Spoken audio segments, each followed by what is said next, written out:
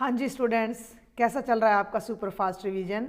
कई चैप्टर्स मैं करवा चुकी हूँ। 100 मोस्ट इम्पॉर्टेंट क्वेश्चंस का भी मैं आपको वीडियो दे चुकी हूँ, जिसमें मैंने 100 मोस्ट इम्पॉर्टेंट कह लीजिए या एक्सपेक्टेड क्वेश्चंस कह लीजिए, वो मैंने आपको ऑलरेडी दे दिए हैं, जिनको करने के बाद मुझे पूरा भरोसा है कि आपका पेपर बहुत अच्छे से जाएगा। जो MCQ के अलावा 18 क्वेश्चंस हैं वो इसमें से आपको बहुत ज़्यादा मिलने वाले हैं। तो मैं पूजा शर्मा और आप हैं मेरे चैनल मैथ्स विद पूजा पर। आज मैं सुपर फास्ट रिवीजन की सीरीज में क्लास 12th का चैप्टर 1 रिलेशंस एंड फंक्शंस करवाने जा रही हूँ मार्च 2024 के फाइनल एग्ज़ाम्स के लिए। तो सबसे पहले तो मैं आपको मार्किंग स्कीम बता देती हूँ। इस चैप्टर में से आपके 2 क्वेश्चन एक एक नंबर के आएंगे, जिसमें एक क्वेश्चन असर्शन रीजन का आएगा। ये सारा एनालिसिस बार बार मैं कह रही हूँ, हम अपना प्रैक्टिस पेपर सैम्पल पेपर से देखकर कर रहे हैं। उसके बाद एक क्वेश्चन 2 नंबर का आएगा, लेकिन उसमें चैप्टर 2 से भी इंटरनल चॉइस आपको मिलेगी। एक क्वेश्चन 3 नंबर का आएगा, उसमें से भी चैप्टर 2 में से आपको इंटरनल चॉइस मिलेगी। तो अगर आप चैप्टर 2 को छोड़ देते हो, केवल चैप्टर 1 को करते हो, तो भी आपको 7 नंबर मिलते हैं, या केवल चैप्टर 2 करते हो तो वहाँ से भी आपके 6-7 नंबर बनते हैं। तो फिलहाल मैं लेकर चल रही हूँ इस चैप्टर को पूरे 7 नंबर की तैयारी के लिए, ठीक है। तो चैप्टर का नाम जैसे कि रिलेशंस एंड फंक्शंस है, तो हम रिलेशंस पर आते हैं। मान लीजिए हमारे पास कोई नॉन एम्प्टी सेट ए है 1 2 3, अनदर सेट बी है जिसमें एलिमेंट्स है 4 5। तो सबसे पहला टॉपिक हमारा होता था क्लास 11th में कार्टेशियन प्रोडक्ट का, जिसे हम ए क्रॉस बी से लिखते थे। और कार्टेशियन प्रोडक्ट होता था दोनों सेट की प्रोडक्ट, यानी कि दोनों सेट्स के सभी एलिमेंट्स के ऑर्डर्ड पेयर का सेट। अगर ए क्रॉस बी लिख रही हूँ तो ए का एलिमेंट पहले आएगा। ए क्रॉस बी का मतलब होगा ए बी, जिसमें ए को बिलोंग करेगा और बी को। पहला एलिमेंट ए को बिलोंग, पहले सेट को बिलोंग करेगा, दूसरा एलिमेंट दूसरे सेट को। तो 1 का पेयर 4 से करेंगे और 1 का 5 से। 1 4 1 5 2 4 2 5 3 4 3 5। अगर बी क्रॉस बी करती हूँ मैं, जैसे बी के अंदर एलिमेंट्स है 4 और 5, तो 4 4 कैसे करेंगे? 4 4 सेट बनाना था, 4 4 और क्रॉस 4 5 और क्रॉस में 4 5। तो 4 का 4 से, 4 का 5 से, 5 4 एंड 5 5। तो ये बी का बी से कार्टेशियन प्रोडक्ट हो जाएगा। ए का बी से बता दिया, किसी सेट का खुद से भी कार्टेशियन प्रोडक्ट मैंने बता दिया। अब बी क्रॉस बी में 4 एलिमेंट्स हैं आपके। बी क्रॉस बी में 4 एलिमेंट्स हैं, तो इसके कितने सबसेट्स होंगे? इसके 2 की पावर 4 सबसेट्स बनेंगे, और इसके जितने भी सबसेट्स होंगे वो रिलेशन कहलाएंगे। अब हम यहाँ सबसे पहले आ जाते हैं रिलेशंस पर। तो रिलेशंस क्या है? आर एक मैपिंग है ए से ए पर, ए से ए पर, बी से बी पर, सी से सी पर, कहीं से ले लीजिए। एक सेट की खुद से मैपिंग है, अगर वो मैपिंग ए क्रॉस ए का सबसेट है तो वो रिलेशन कहलाता है, ठीक है। अभी मैंने जैसे यहाँ लिया था कि यहाँ मैंने एलिमेंट्स लिए थे 4 5 और यहाँ मैंने लिए थे 4 5। तो 4 का 5 से और 5 का 4 से रिलेशन ले लिया। ध्यान से देखना भाई, आर मैंने एक सेट ले लिया जिसमें 2 एलिमेंट्स है 4 5 और 5 4। तो ये आप देख सकते हो कि ये बी क्रॉस बी का सबसेट है, ये आपके सामने बी क्रॉस बी है। तो ये आर एक रिलेशन हो जाएगा सेट बी से सेट बी पर, एक रिलेशन बन जाएगा। क्लियर है? तो किसी भी कार्टेशियन प्रोडक्ट के जितने भी सबसेट्स होते हैं वो सब उस सेट से उसी सेट पर एक रिलेशन डिफाइन करते हैं। तो इसमें एक क्वेश्चन ये आ जाता है, कई बार ध्यान से सुनना, कि अगर सेट ए में m एलिमेंट्स हैं, ये मैं 1 मार्क का बता रही हूँ, सेट बी में n एलिमेंट्स है, तो ए से बी पर कितने रिलेशंस बनेंगे? How many number of relations are possible from A to B? तो देखो ए क्रॉस बी की कार्टेशियन प्रोडक्ट में mn सबसेट्स होंगे, तो जितने सबसेट्स होंगे उतने ही रिलेशन होंगे। तो 2 की पावर mn रिलेशन होंगे ए से लेकर बी तक, ठीक है। यानी कि 2 raise to power number of A यहाँ लगाएंगे multiplied by Cartesian number of B. Clear हो रहा है? समझ में आ रही मेरी बात कि जितने भी एलिमेंट्स ए और बी में उनको मल्टीप्लाई करके 2 की पावर में कर दो तो उतने। तो ये एक आपका बहुत इंपॉर्टेंट क्वेश्चन 1 मार्क में यहाँ पर आ जाता है, number of relations from set A to set B. खुद से खुद पर है तो भी इतना ही आ जाएगा, ठीक है। इसी तरीके से आ जाएगा।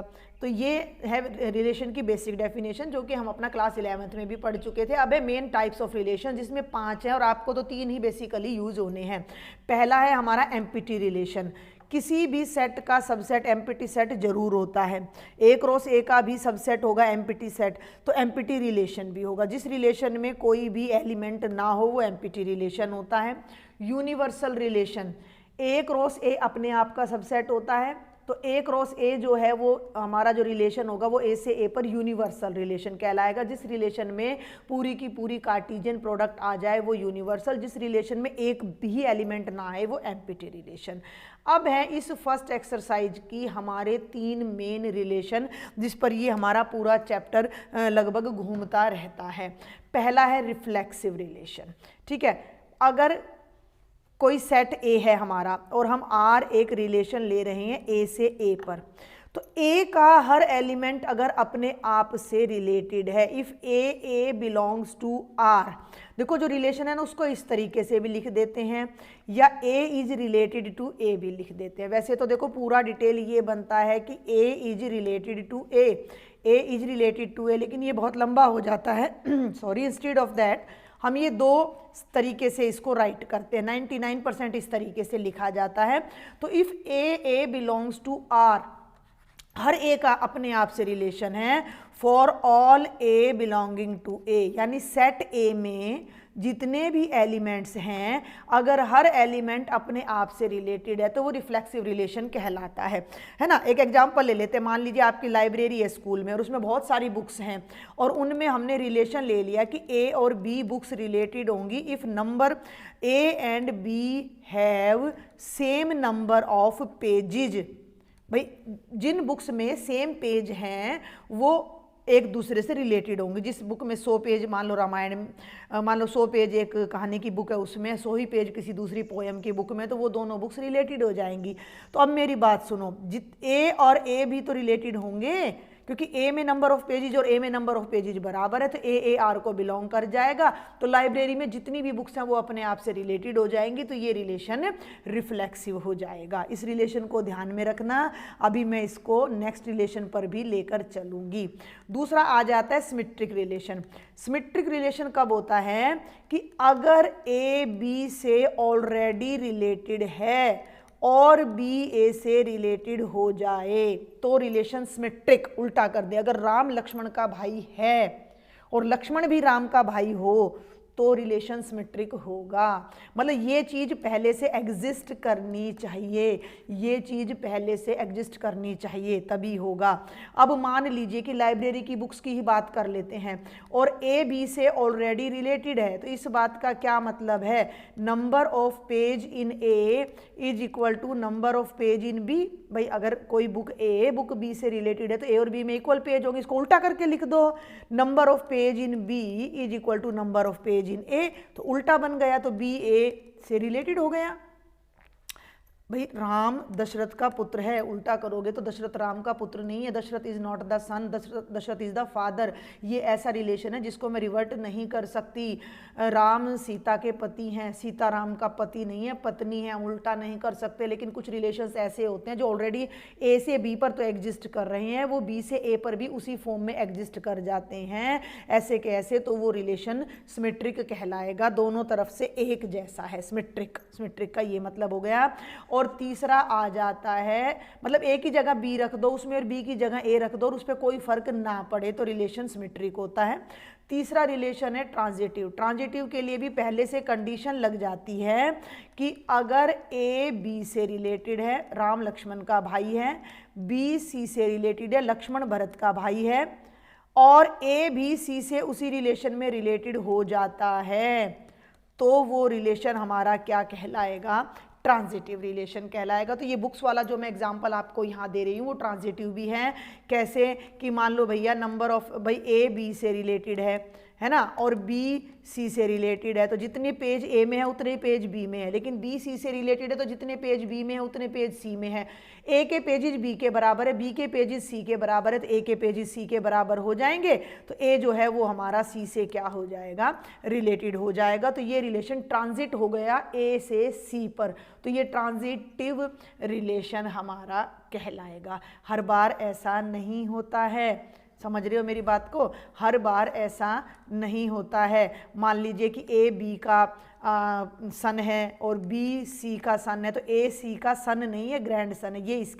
ये इसका बेटा है और ये इसका, तो ये इसका पोता हो जाएगा। तो रिलेशन ए से सी पर जाते जाते बदल जाएगा। समझ में आ रही है बात? तो ये 3 रिलेशन है। और अगर कोई रिलेशन रिफ्लेक्सिव, सिमेट्रिक और ट्रांजिटिव तीनों है, रिफ्लेक्सिव भी है, सिमेट्रिक भी है, ट्रांजिटिव भी है, तो वो हमारा कहलाता है इक्विवेलेंस रिलेशन। तो ये आपकी पूरी की पूरी पहली एक्सरसाइज इस इक्विवेलेंस रिलेशन पर बेस्ड है। एक एग्जांपल मैं आपको बुक्स का ऑलरेडी दे चुकी हूँ, 1-2 एग्जांपल और ले लेते हैं। जैसे परपेंडिकुलर का है, मान लो एक प्लेन है ए और उसमें बहुत सारी लाइंस हैं और आर रिलेशन है कि L1 लाइन L2 से रिलेटेड होगी अगर L1 L2 के परपेंडिकुलर है। तो ये रिलेशन रिफ्लेक्सिव नहीं होता है, ट्रांजिटिव नहीं होता है। क्यों? क्योंकि L1 लाइन L1 के कभी भी परपेंडिकुलर नहीं होगी। कोई भी लाइन अपने आप के परपेंडिकुलर नहीं होगी, तो जो हमारा रिलेशन है वो रिफ्लेक्सिव नहीं होगा। लेकिन अगर L1 L2 के परपेंडिकुलर है तो L2 भी L1 के परपेंडिकुलर जरूर होगी, तो ये रिलेशन सिमेट्रिक हो जाएगा। लेकिन ट्रांजिटिव नहीं होगा। L1 L2 के परपेंडिकुलर है और L2 L3 के परपेंडिकुलर है, तो L1 और L3 पैरेलल होंगे, परपेंडिकुलर कभी भी नहीं होंगे। तो ना ये रिफ्लेक्सिव होता है ना ये ट्रांजिटिव। लेकिन अगर इसी रिलेशन को मैं पैरेलल रिलेशन में बदल दूं कि L1 is parallel to L2, तो ये रिलेशन रिफ्लेक्सिव भी होगा, सिमेट्रिक भी होगा और ट्रांजिटिव भी होगा। ये आपका इक्विवेलेंस रिलेशन कहलाएगा। तो ये आपकी पहली कंप्लीट एक्सरसाइज यहाँ पर आपकी कवर हो जाती है। क्वेश्चंस के लिए मैं हर वीडियो में आपको कह रही हूँ कि रिलेटेड चैप्टर्स के आपने एक सैम्पल पेपर लेना है, 4 अपने प्रैक्टिस पेपर लेने हैं और एक प्री बोर्ड लेना है, और इन सभी चैप्टर्स के क्वेश्चंस को आपने रिवाइज कर देना है। कुछ 1-2 क्वेश्चन मैं यहाँ पर बता रही हूँ, तो आपका सारा पेपर उसमें से कवर जरूर हो जाएगा। आगे बढ़ते हैं। रिलेशन में ज़्यादातर जो आपके क्वेश्चन आएंगे 1 मार्क के आएंगे। और एक बात और बता दूं कि केस स्टडी का कोई क्वेश्चन इस चैप्टर में से नहीं आने वाला है, ठीक है। असर्शन रीजन का जरूर आएगा। अब हम चलते हैं अपना फंक्शन पर, ठीक है। अगला टॉपिक है हमारा फंक्शंस हम अपनी प्रीवियस क्लास में 11th में कर चुके, लेकिन फिर भी मैं बता दूं कि a mapping f from a to b is called a function अगर ईच एलिमेंट ऑफ a के लिए for each x belonging to a there exist unique y belonging to b such that fx is equal to y। मतलब इसमें मान लो हमारे पास ये 5 elements हैं और यहाँ पर चाहे कितने भी एलिमेंट है, तो a का हर एलिमेंट के लिए वहाँ कोई ना कोई इमेज होनी चाहिए और एक एलिमेंट की एक ही इमेज होनी चाहिए, तो वो फंक्शन कहलाता है। अब हमारे यहाँ आ जाते हैं टाइप्स ऑफ फंक्शंस, जो कि 2 मेन हैं आपके में। 1-1 फंक्शन जिसे हम इंजेक्टिव फंक्शन कह देते हैं अपना। 1-1 का मतलब है कि इसके हर एलिमेंट की एक ही यूनिक इमेज होनी चाहिए। मान लो ये 5 स्टूडेंट हैं आपके स्कूल में और हर बच्चे को एक ही रोल नंबर मिलेगा और हर बच्चे को रोल नंबर भी मिलेगा। समझ में आ रही है मेरी बात? तो ये ए का रोल नंबर 1 है, बी का 2 है, सी का 3 है, डी का 4 और ई का 5 है, तो हर बच्चे का एक यूनिक रोल नंबर है, तो ये 1-1 फंक्शन है। लेकिन जब इसे एग्जाम में प्रूव करना आता है तो हम क्या लेते हैं, हम इसको लेते हैं कि हमने मान लिया कि x1 और x2 ऐसे 2 एलिमेंट्स हैं कि x1 और x2 की इमेजेस ऑलरेडी इक्वल हैं, और इसको लेकर फिर हम प्रूव करते हैं कि x1 x2 भी अगर इक्वल हैं तो फंक्शन 1-1 हो जाएगा। एक तरीका ये भी होता है कि अगर x1 x2 इक्वल नहीं है तो उनकी इमेजेस भी इक्वल नहीं होंगी, लेकिन प्रैक्टिकल क्वेश्चन में हम इस तरह से प्रूव करते हैं। मान लीजिए आपको एक सिंपल सा क्वेश्चन ले लेती हूँ मैं कि प्रूव दैट कि f is a function from r to r and fx is equal to 2x + 1 is 1-1। तो आप क्या करोगे कि हम मान लेंगे कि let f of x1 is equal to f of x2। तो x1 पर इमेज हो जाएगी 2x1 + 1, x2 पर इमेज हो जाएगी 2x2 + 1, 1 से 1 कट गया, 2x1 is equal to 2x2, 2 से 2 कट गया तो x1 is equal to x2 आ गया। ये लेकर चले थे और यहाँ पहुँच गए तो हम कह सकते हैं कि f इज 1 1 1 1 ऐसे लिख लो, ओ एन ई करके लिख लो, इंजेक्टिव लिख लो, वो एक ही बात होती है। क्लियर है।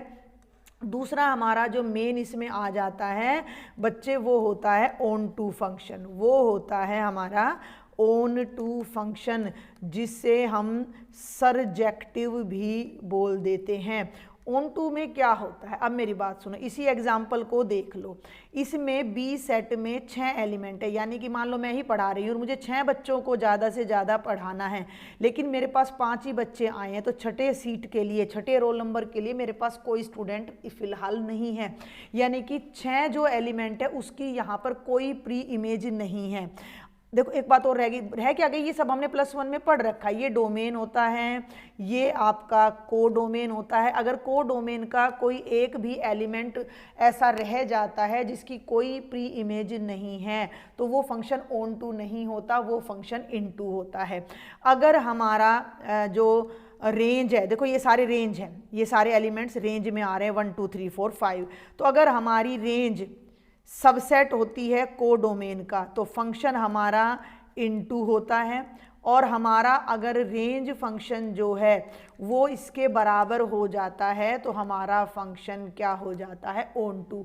मान लीजिए मेरे पास यहाँ 6 रोल नंबर के लिए भी कोई बच्चा होता, मान लो एक F नाम का बच्चा होता और उसको मैं ये रोल नंबर दे देती, तो 6 के 6 बच्चों की प्री इमेज यहाँ आ जाती, तो ये ऑन टू फंक्शन हो जाता। तो ऑन टू फंक्शन को आपने इस तरीके से समझना है कि को डोमेन के, मान लो ये सेट X है और ये सेट Y है, तो को डोमेन के हर एलिमेंट के लिए डोमेन में कोई ना कोई प्री इमेज जरूर एग्जिस्ट करनी चाहिए। x1 की इमेज 1 ये है, x2 की ये है, x3 की भी ये है और x4 की भी ये है। तो ये तीनों के तीनों एलिमेंट्स एंगेज हो गए हैं फर्स्ट 1 के साथ, तो ये ऑन टू फंक्शन है। लेकिन अब ये 1 1 फंक्शन नहीं है। दो चीज़ें बता दी, 1 1 अलग बता दिया, ऑन टू अलग बता दिया।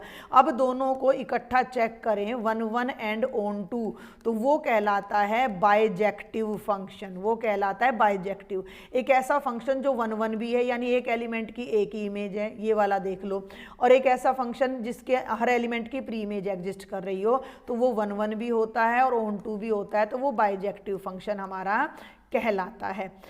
जैसे 1 2 3 4 5 और x1 x2 x3 x4 और x5 हर आगे पीछे हो जाए उससे कोई फ़र्क नहीं पड़ता है, लेकिन हर एलिमेंट की इमेज और एक एलिमेंट की एक ही इमेज हो तो वो फंक्शन 1 1 एंड ऑन टू कहलाता है। अब ये जो फंक्शन है यहाँ पर देखो x3 की इमेज भी यही है और x4 की भी, तो इसको हम बोलते हैं many one function. Many one भी है और ऑन टू भी है। ये वाला हमारा 1 1 एंड ऑन टू है ना, और ये वाला भी 1 1 एंड ऑन टू है। अगर कोई ऐसा फंक्शन आ जाए कि कोडोमेन के किसी एलिमेंट के लिए प्री इमेज एग्जिस्ट ना करती हो, ये वाला मैनी वन इन टू है क्योंकि 3 की इमेज एग्जिस्ट नहीं कर रही है।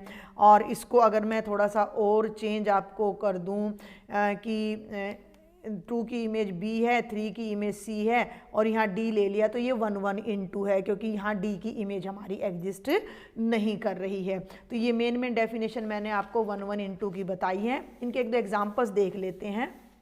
एग्जाम्पल्स में अब आपने थोड़ा सा ये ध्यान रखना है कि जो 1 1 और ऑन टू नेचर होता है ना हमारे फंक्शन का, वो हमारा बेसिकली डिपेंड करता है डोमेन पर।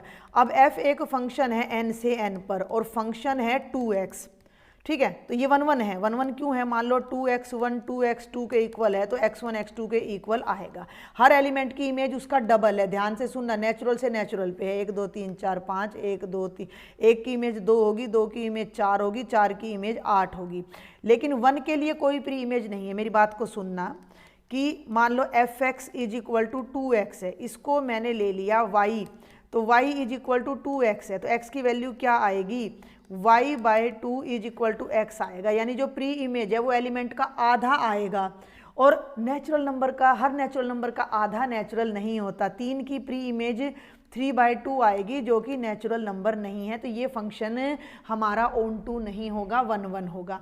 लेकिन अगर इसी फंक्शन को, सेम फंक्शन को मैं r से r पे डिफाइन कर दूं तो ये 1 भी हो जाएगा और ऑन टू भी हो जाएगा, क्योंकि हर रियल नंबर का आधा रियल होता है और हर रियल नंबर का डबल भी हमारा रियल आ जाता है।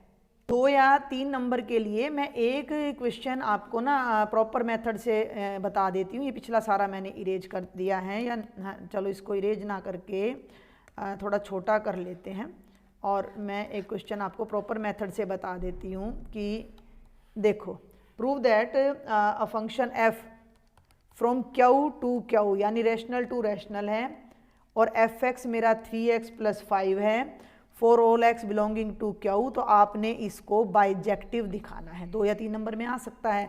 तो पहले आप ले लो 1 या इंजेक्टिव। आप कैसे लिखोगे? आप लिखोगे let x1 x2 belongs to Q.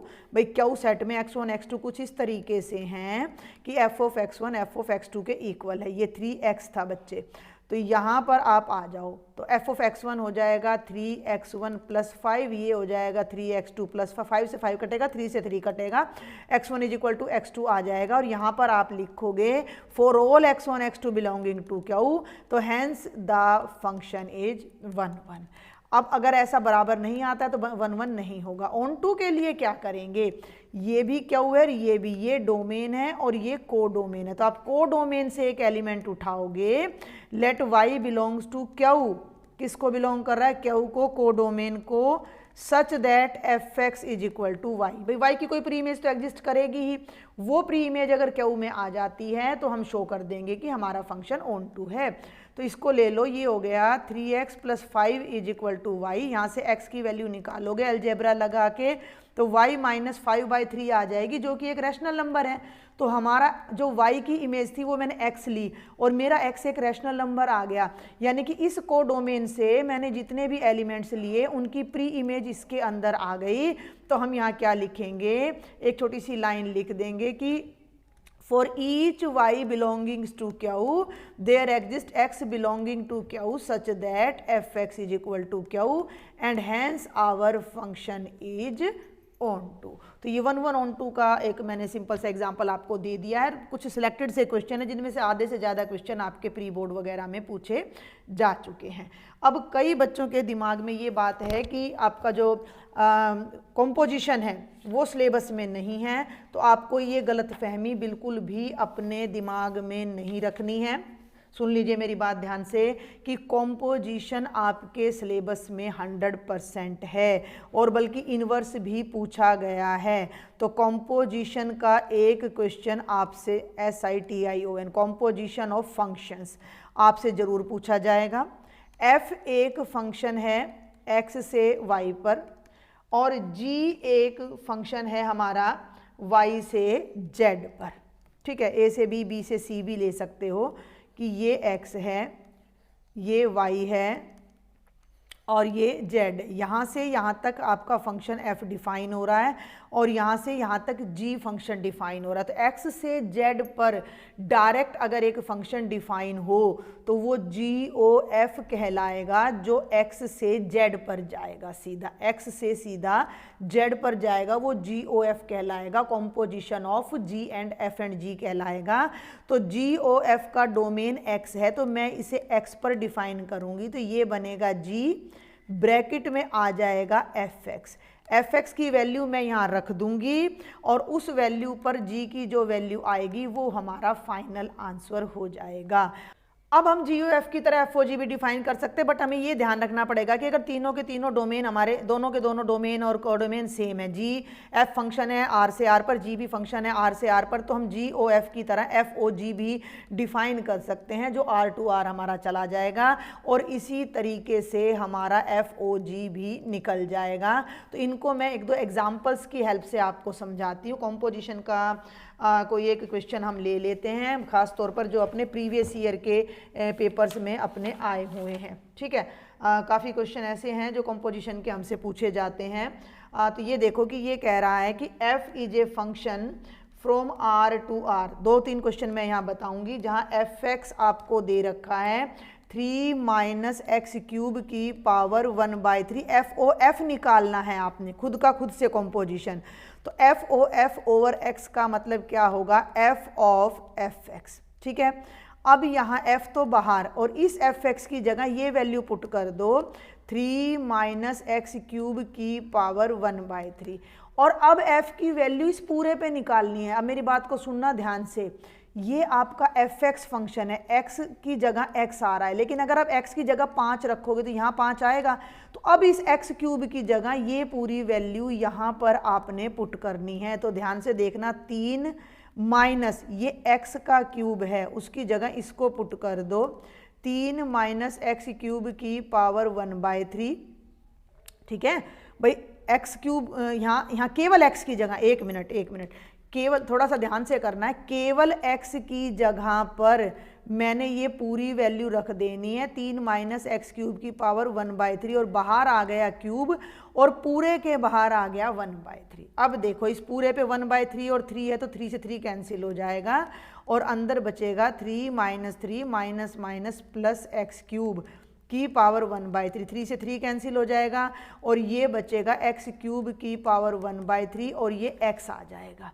और अब यहाँ एक बहुत ही इम्पोर्टेंट रिजल्ट निकल के आ रहा है कि FOF की x पर वैल्यू x ही आ गई।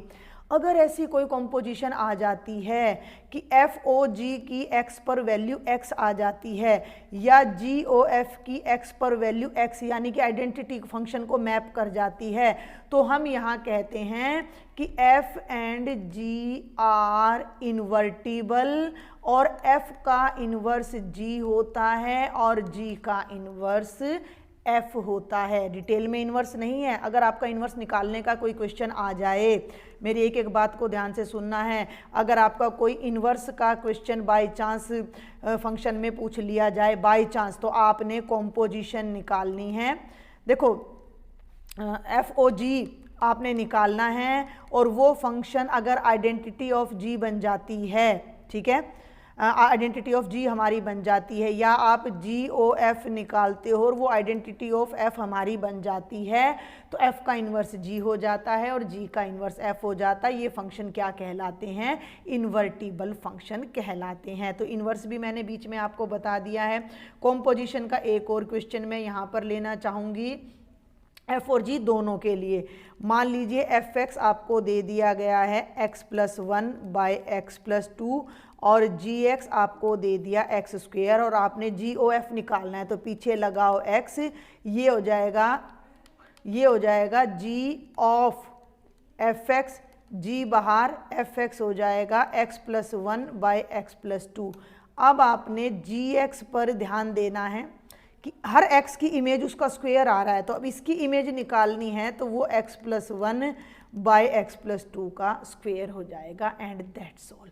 अगर इसी फंक्शन में आपको FOG पूछ लेता, तो वो बनता f ऑफ gx। gx की वैल्यू है x², तो आप यहाँ रख दोगे ब्रैकेट में x²।